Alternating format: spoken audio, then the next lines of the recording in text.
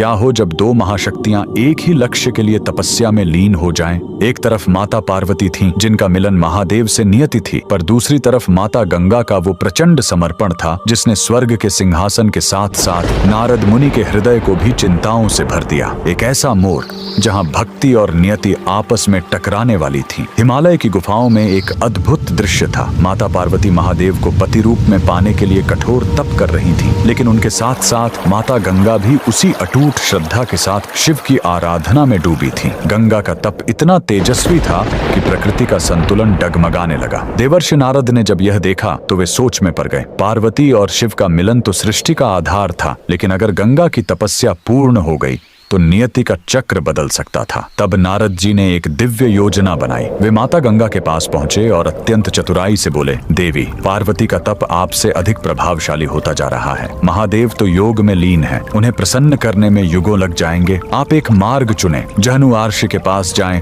और उन्हें 108 घड़े जल अर्पित करें। यदि वे प्रसन्न हुए तो शिव स्वयं आपको मिल जाएंगे। निर्मल हृदय वाली गंगा नारद की योजना को समझ न सकी और भक्ति के आवेग में जहनु ऋषि के पास पहुंच गईं। ऋषि उस समय गहरी समाधि में थे। गंगा का वेग और वो 108 घरों का जल ऋषि की तपस्या में बाधा बन गया। क्रोधित होकर ऋषि जहनु ने वो सब कुछ कर दिया जो नियति चाहती थी। उन्होंने गंगा के उस प्रचंड प्रवाह को पी लिया और उन्हें श्राप दे दिया। गंगा की तपस्या भंग हो गई, लेकिन उनका निस्वार्थ प्रेम महादेव तक पहुंच चुका था। तभी वहां महादेव स्वयं प्रकट हुए। गंगा की आंखों में अश्रु थे और हृदय में केवल एक ही इच्छा, गंगा की अटूट भक्ति देख महादेव ने उन्हें कहा, इस सृष्टि की नियति में पार्वती ही मेरी अर्धांगिनी है, लेकिन आपके इस निस्वार्थ समर्पण को खाली नहीं जाने दिया जाएगा। आप मेरी पत्नी बनकर मेरे हृदय में नहीं, बल्कि मेरी शक्ति बनकर मेरे मस्तक पर निवास करोगी। आज से मैं गंगाधर कहलाऊंगा और मेरा नाम हमेशा आपके नाम के बाद ही पूर्ण होगा।